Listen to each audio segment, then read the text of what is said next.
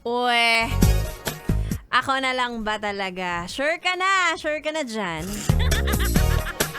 Final answer. Final answer. Pag ako na, wala nang atrasan. Mga yats, Bren, I am back. It's me, Ganda Wanda.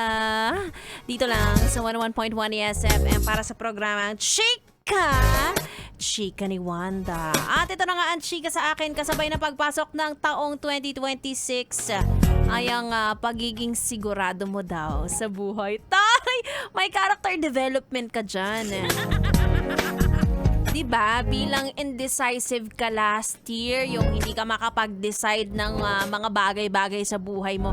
Ngayon, meron ka ng plano, meron ka ng mission, vision, school yarn. Meron ka na tina-target na gawin para sa sarili mo. O, sige, kahit hindi para sa sarili mo, kahit para sa pamilya mo. Very good, very good, very good, very good. Palakpakan natin ang yes friend ko na yan. Galing-galing. Audience, may audience impact. Diba? Kasi mahirap kapag wala tayong nilulook forward, wala tayong mga plano in life. Ano mangyayari sa atin next year, ganyan. O, medyo mahirap nga lang pagplanuhan ang love life.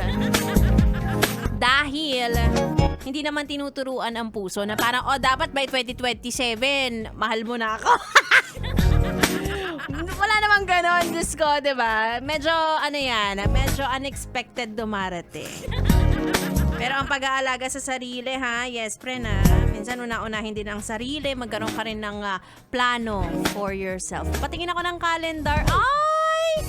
Magpapaspa siya bukas! Siguraduhin mo lang na ang spa ay walang extra service. Anyway, sige na. Alam ko, etong mga kasama ko mamaya, may mga plano na rin siya in life. Sana kasama niya rin ako, 'di ba? Sa mga plano niya kasi sinasama ko siya sa plano ko eh. Anyway, bago natin i-play ang susunod na kanta, gusto ko lang batian na napaka-pogi, napaka-matikas na si Sir Emmanuel Kalingking. And of course, ang team Trusted. Talaga bang mapagkakatiwalaan yan? Parang yung Emmanuel, parang medyo, alam mo yun, hindi ko mapagkakatiwalaan. Charot. Anyway, tuloy muna natin ang ating tugtugan. Kasama niyo ako hanggang alas 9 ng gabi. Again, it's me, Ganda Wanda. Dito lang sa 101.1 Yes FM. So